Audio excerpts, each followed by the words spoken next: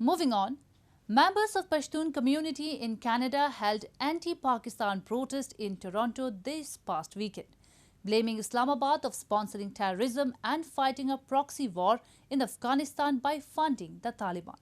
They urged the international community to impose sanctions on Pakistan for harboring and sponsoring terrorism.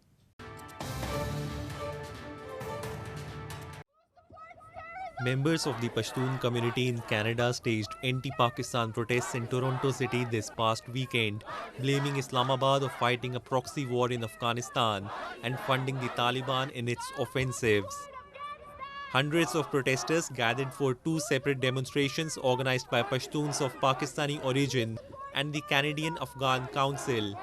The protesters urged the international community to put economic, political and military sanctions on Pakistan for creating, harboring and sponsoring terrorism in the region.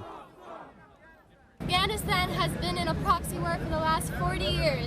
The only person behind all of this is Pakistan. Pakistan is funding their Talibans. They are waiting at the border to cross Afghanistan. It is not just a war for Afghanistan, it's a proxy war. We have lost millions of lives.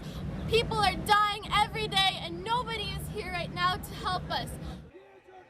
Security situation in Afghanistan has deteriorated since the US-led international troops announced withdrawal in April, and the Taliban has been capturing major territories and border crossings.